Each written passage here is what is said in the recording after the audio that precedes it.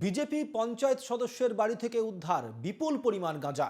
সাকরাইলের নবঘরা সর্দারপাড়ার পাকড়াও বিজেপির পঞ্চায়েত সদস্য ও তাঁর স্বামী। তার বাড়ি থেকে 40 কেজির বেশি গাঁজা উদ্ধার হয় বলে পুলিশ সূত্রে খবর। এদিকে এই ঘটনাকে নিয়ে সুর চড়াচ্ছে তৃণমূল। এক্স হ্যান্ডেলে তোপ একের পর এক তৃণমূল নেতার।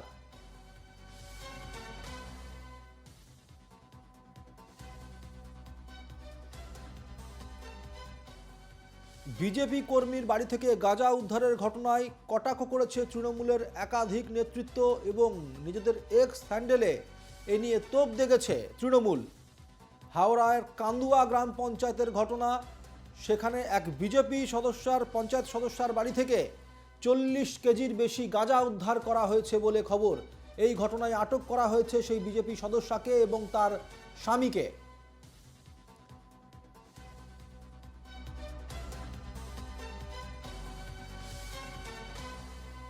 এ বিষয়ে বিস্তারিত জানতে আমরা এখন যোগাযোগ করব আমাদের প্রতিনিধি অর্পণ সিংহর সঙ্গে।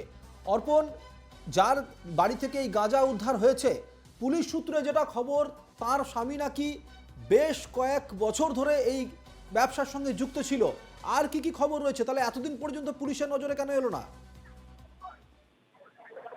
দেখো, একেবারেই যেটা জানাবো তুমি তোমায়, যে বিজেপির সদস্য যে তার যে স্ত্রী রয়েছেন রূপা রায়, এবং তারই কিন্তু মদতে চলতো, সেটা কিন্তু মানে পুলিশ সূত্র খবর যেটা পাওয়া যাচ্ছে, তারই মদতে চলতো এই গাঁজা কারবারের ব্যবসা, এবং দীর্ঘদিন ধরে চালিয়ে আসছিল তার স্বামী এই ধরনের ব্যবসা। এবং যেটা জানা যাচ্ছে যে বিভিন্ন ভাগে ভাগে পয়সা দেওয়া হতো নাকি। এর আগে নাকি কোনো নেতার মদতে হয়েছিল, এবং সেই নেতার থেকে কিন্তু আবার কোনো ছোট মাপের নেতার কাছে গেছিল। তো এই ধরনের নেতার মাপ মানে করার পরে কিন্তু এই গাঁজা পাচার চলতো। এবং এই শেষ ম্যাচ কিন্তু পুলিশের যে হাওড়া সিটি পুলিশের যে তদন্ত বিভাগ রয়েছে, তারা কিন্তু এই হাতে নাতে ধরতে পারেন, এবং সেই তদন্তে নেমে কিন্তু পুলিশ আধিকারিকরা প্রায় এখনো পর্যন্ত 40 কেজিরও বেশি কিন্তু গাঁজা উদ্ধার করতে পেরেছে। এবং এই গাঁজা কোথা থেকে আসতো বা কারা এর সঙ্গে আরো জড়িত রয়েছেন, পুরো কিন্তু তদন্ত করে দেখছেন পুলিশ আধিকারিকরা।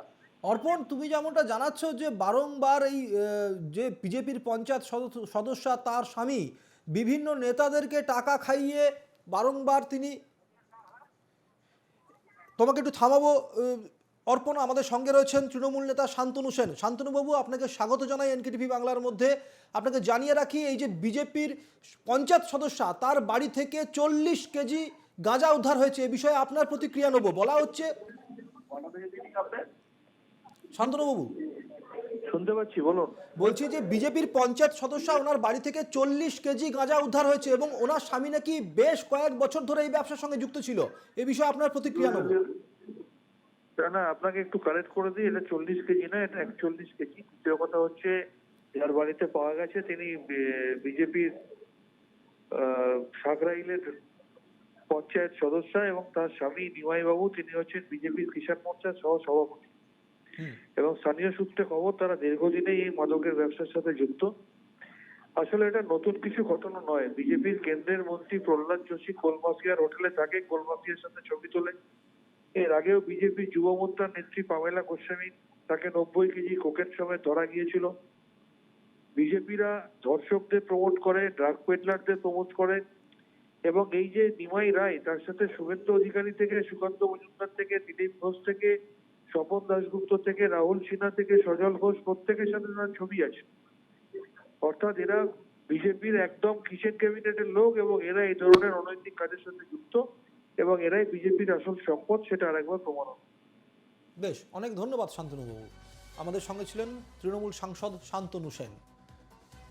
চলে যাব অর্পণ আমি তোমার কাছে।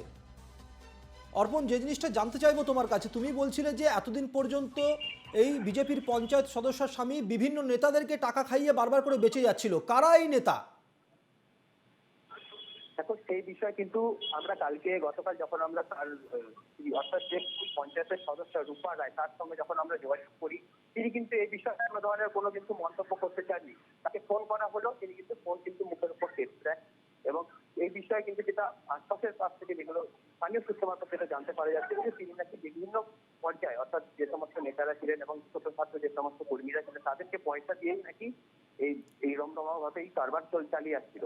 তবে এই গতকালকের এই ঘটনায় কিন্তু রাজ্য রাজনীতি কিন্তু উত্তাল বলা যেতেই পারে, এবং সেই বিষয়ে কিন্তু এখনো পর্যন্ত করে যাচ্ছে এবং এখনো পর্যন্ত তাকে আটক করা হয়েছে। এর সঙ্গে আপনারা জড়িত থাকতে পারে বলে কিন্তু পুলিশ আধিকারিকরা মনে করেছেন এবং তাদেরকেই খোঁজার চেষ্টা চালিয়ে যাচ্ছে। তোমাকে একটু থামাবো অর্পণ। আমাদের সঙ্গে এই মুহূর্তে রয়েছেন বিজেপি নেতা সজল ঘোষ। সজলবাবু, আপনাকে স্বাগত জানাই এনকেটিভি বাংলার মধ্যে। বিজেপির পঞ্চায়েত সদস্যার বাড়ি থেকে উদ্ধার হয়েছে প্রায় 40 কেজির গাঁজা এবং এই ঘটনা নিয়ে স্বাভাবিকভাবেই তোপ দেখেছে তৃণমূল। আপনার প্রতিক্রিয়া নেব। দেখুন, যদি কোনো পঞ্চায়েত সদস্যার বাড়ি থেকে 40 কেজি গাঁজা বেরোয়, তাহলে স্বাভাবিকভাবেই প্রশ্ন আসবে যে তাকেও গ্রেপ্তার করা উচিত। আমি সেই গ্রেপ্তারিকে কোনোভাবেই করতে চাই না, কিন্তু দেখতে হবে যাতে মিথ্যে মিথ্যে গাঁজা কেস না দিয়ে দেওয়া হয়। এবার পঞ্চায়েত সদস্যার বাড়িতে সদস্যা নিজে গাঁজা পাচার করতেন কিনা সেটা দেখতে হবে। বাড়িতে আরো অনেক মেম্বার থাকে, তারাও এই কাজগুলোর সাথে যুক্ত কিনা। দেখুন, গ্রামের পঞ্চায়েতের ব্যাপার, সদস্যা যা করেন দেখা যাবে হয়তো তার দেওর অন্য কিছু করেন, সেই বাড়ির ভাড়াটে অন্য কিছু করে, সেরকম ব্যাপার কিনা দেখতে হবে। যদি অপরাধী হয়, বাংলা কথা হচ্ছে যদি অপরাধী হয় তাকে যেন কোনোভাবে রেয়াত করা না হয়, কিন্তু অন্যায়ভাবে শুধু পঞ্চায়েত বিজেপি করে বলে তাকে যদি ফাঁসিয়ে দেওয়া হয়, যেটা এই রাজ্যে হয়, হ্যাঁ, সেটা যদি হয় তাহলে সেটা দুর্ভাগ্যজনক। সজলবাবু, দেখা যাচ্ছে যে আপনি কি ব্যক্তিগতভাবে এই ব্যক্তিকে কখনো চিনতেন? নিমাই রায় এনার নাম, ওই যাকে গ্রেপ্তার করা হয়েছে, এবং তার স্ত্রী রূপা রায়, সেও এই ঘটনার সঙ্গে যুক্ত বলে অভিযোগ করা হয়েছে। তাদেরকে আপনি কোনোভাবে চিনতেন? কারণ বিজেপির বেশ কিছু শীর্ষস্থানীয় নেতার সঙ্গে তার ছবি রয়েছে, আমরা দেখতে পাচ্ছি সেটা। আমি চিনি না ব্যক্তিগতভাবে, আমার সাথেও কারোর ছবি থাকতে পারে। আমরা বিভিন্ন জায়গায় যাই, হ্যাঁ, বিভিন্ন জায়গায় গেলে তারা লোকজন ছবি তোলে। হ্যাঁ, দলের কর্মী হিসেবে যদি থাকে তাহলে তাকে তো ডিনাই করার জায়গা নেই, কিন্তু দল আইনের ঊর্ধ্বে নয়। যদি প্রকৃত দোষী হয় যেন গ্রেপ্তার করা হয়। সজলবাবু, শেষ প্রশ্ন আমার। পুরো শাস্তি দেওয়া হয়, এটাই আমার বক্তব্য। গ্রেপ্তার নিশ্চয়ই হয়েছেন, কিন্তু আমাদের বহু ক্ষেত্রে এরকম ফাঁসিয়ে দেওয়া হয় বিজেপি কর্মীদের, এটা যেন সেরকম না। একটা শেষ প্রশ্ন সজলবাবু আপনাকে। আমরা তৃণমূলের প্রতিক্রিয়া নিয়েছিলাম, তৃণমূলের তরফ থেকে বলা হচ্ছে, শান্তনু সেন যেটা বললেন, যে নাকি এটাই বিজেপির কালচার এবং এই কারণের জন্য এইগুলো উঠে আসছে। আপনার প্রতিক্রিয়া নেব এই বিষয়ে। আরে, শান্তনু সেন কোন মুখে বলে এটা আমি ভেবে পাই না। বাংলার মানুষ শান্তনু সেনের নাম পাল্টে দিয়েছে, বাবার দেওয়া নামটা। সে এইসব কথা মুখে কি করে বলতে পারে আমি ভেবে পাই না। আমি আবারও বলছি, যদি অপরাধী হয়ে থাকে যে দলেরই হোক না কেন, পুলিশ তার পুরো ব্যবস্থা নিক, সেক্ষেত্রে দল কোন দায়িত্ব নেবে না। কিন্তু যদি অন্যায়ভাবে তাকে ফাঁসানো হয়, যেভাবে আপনারা ভিডিও দেখিয়েছেন, আপনারা হয়তো তখন আসেননি কলকাতা শহরে, আমরা দেখেছি বিভিন্ন ভিডিওয়ে সোশ্যাল মিডিয়ায়, যে ওই মোটামোটো ফর্সা করে মেয়েটাকে গাঁজা কেসে ফাঁসিয়ে দে, অনুব্রত মণ্ডলের বলা। হ্যাঁ, সেরকম এখন একটা অনুব্রতকে জেলে ভরেছে, বাকি শয়ে শয়ে অনুব্রতরা রাস্তায় ঘুরছে, সেরকম যেন না হয়। আমার এটাই বক্তব্য। দোষী হলে শাস্তি পেতেই হবে, কোনো বক্তব্য নেই। অনেক ধন্যবাদ সজলবাবু। আমাদের সঙ্গে ছিলেন বিজেপি নেতা সজল ঘোষ। চলে যাবো অর্পণের কাছে। অর্পণ, যে কথাটা তুমি বলছিলে, যে আমি যেটা জিজ্ঞেস করেছিলাম তোমাকে কারা এই নেতা, তুমি বলছিলে সেই বিষয়ে এখনো পর্যন্ত কোনো খবর পাওয়া যায়নি, কিন্তু আমার বক্তব্য হচ্ছে যে বহুদিন ধরেই যে অভিযোগটা উঠে আসছে যে ওরা নাকি বহুদিন ধরেই ব্যবসা চালাচ্ছিল, তাহলে এতদিন পর্যন্ত পুলিশ কেন খবর পেল না, কেন গ্রেপ্তার করা হলো না? একেবারে পুলিশের কাছে যে খবরটি ছিল সেটা হচ্ছে যে এর আগে যে ঘটনা ঘটেছিল, এর আগেও এখানে নাকি এরকম ধরনের কেউ ধরা পড়েছিল সেই ঘটনায়। তারপরেও কিন্তু পুলিশের টনক নড়েনি বলা যেতেই পারে, এবং সেই মতোই পুলিশ এই যে হাওড়া সিটি পুলিশের গোয়েন্দা দপ্তরের তরফ থেকে কিন্তু তল্লাশি চালানো হয়েছিল, এবং তারপরে কিন্তু এই সূত্র মারফত তারা জানতে পারেন যে এই ধরনের ঘটনা ঘটিয়ে আসছেন। প্রথমে কিন্তু যে তিনি বিজেপি করেন বা সিপিএম করেন যে কোনো কর্মী হোক, তো এই কিন্তু প্রথমে বুঝতে পারেনি, এবং তারপরে যখন ধরা পড়ে তখন বোঝা যায় যে তিনি বিজেপি কর্মীর সাথে যুক্ত। এবং তারা এই ধাপে ধাপে যে তারা পয়সা দিয়ে আসছিল, টাকা দিয়ে আসছিল, এই ঘটনা কিন্তু হাওড়া সিটি পুলিশের সূত্র মারফত কিন্তু আমরা জানতে পারি। এবং সেই ঘটনায় কিন্তু এখনো পর্যন্ত একজনকে আটক করেছে, এবং যে তার স্ত্রী রয়েছেন রূপা, তাকেও কিন্তু আটক করে নেওয়া হয়েছে। পুরো জিজ্ঞাসাবাদ চালিয়ে যাচ্ছেন হাওড়া সিটি পুলিশের তদন্তকারী বিভাগের আধিকারিকরা। তো এখনো পর্যন্ত যারা রয়েছেন তল্লাশি চালিয়ে যাচ্ছেন।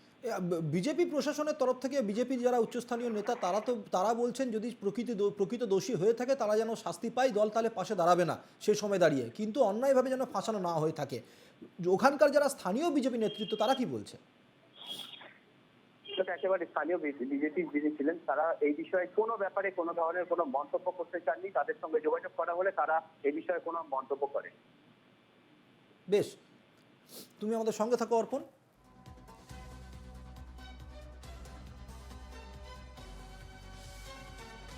এই মুহূর্তে আমাদের সঙ্গে রয়েছেন সিপিএম নেতা কলতান দাশগুপ্ত। কলতান বাবু, আপনাকে স্বাগত জানাই এনকেটিভি বাংলার মধ্যে। কান্দুয়াতে এক বিজেপির পঞ্চায়েত সদস্যের বাড়ি থেকে প্রায় 40 কেজির বেশি গাঁজা উদ্ধার হয়েছে। এ বিষয়ে স্বাভাবিকভাবেই কটাক্ষ করা হয়েছে তৃণমূলের পক্ষ থেকে। অন্যদিকে বিজেপি বলছে যদি সত্যিই দোষী হয় তাহলে যেন শাস্তি দেওয়া হয়, কিন্তু অন্যায়ভাবে যেন ফাঁসানো না হয়ে থাকে। বামেদের প্রতিক্রিয়া কি এ বিষয়ে? যে কোনো ক্ষেত্রেই যারা অন্যায় করেন তাদের যথাযথ শাস্তি হওয়া উচিত, এটাই সাধারণ মানুষের দাবি থাকে। কিন্তু পশ্চিমবাংলায় বলুন কি গোটা ভারতবর্ষেই বলুন, গত 10-12 বছরে যারা অভিযুক্ত তারা যদি তৃণমূল বা বিজেপির ঝান্ডা ধরে নেয় তাদের কোনো শাস্তি হয় না, এটাই আমরা দেখিনি।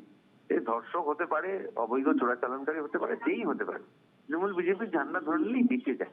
এইটা যাতে না হয় এক্ষেত্রে প্রকৃত তদন্ত করে দোষীদের শাস্তি দেওয়া হোক, এটাই সাধারণ মানুষের চাহিদা। কলতানবাবু, দেখা যাচ্ছে যে যার উপর অভিযোগ, যিনি অভিযুক্ত, তাকে বিজেপির বেশ কয়েকজন শীর্ষস্থানীয় লোকের সঙ্গে দেখা যাচ্ছে, কিন্তু বিজেপির তরফ থেকে বলা হচ্ছে এটা যে যদি তাদেরকে আমাদের সঙ্গে দেখা যায় বা উচ্চস্থানীয় নেতাদের সঙ্গে দেখা যায়, তার মানে এই নয় যে তাকে ব্যক্তিগতভাবে আমরা কেউ প্রমোট করছি বা ব্যক্তিগতভাবে আমরা কেউ তাদেরকে চিনি। কিন্তু যদি সত্যি এই ধরনের ঘটনা ঘটে থাকে তাহলে যেন শাস্তিটা হয়। কিন্তু এর আগেও অনেক সময় ঘটনা তো ঘটেছে যেখানে ইচ্ছাকৃতভাবে ফাঁসি দেওয়া হয়েছে। সেই বিষয়ে আপনাদের প্রতিক্রিয়া কি? আজকে এরা এইসব দাবি করছেন ঠিকই, কিন্তু এই অন্য জায়গায় দেখেছি যে বিজেপির নেতা হন, তিনি যদি কোনো দুর্নীতিতে অভিযুক্ত হয়ে থাকেন, ধর্ষণ হোক, চোরাচালান হোক, টাকা বিনিময়ে চাকরি দেওয়া হোক, ব্যাপক কেলেঙ্কারি ক্ষেত্রে, তখন কিন্তু বিজেপি নেতারা তাকে বাঁচানোরই চেষ্টা করেছে। এখন এইসব কুমিরের কান্না কেঁদে লাভ নেই, যে অভিযুক্ত তার শাস্তির ব্যবস্থা করতে হবে দ্রুত। বেশ, অনেক ধন্যবাদ কলতান বাবু। আমাদের সঙ্গে ছিলেন সিপিএম নেতা কলতান দাশগুপ্ত। আমি ধন্যবাদ জানাবো আমার প্রতিনিধি অর্পণ সিংহকেও।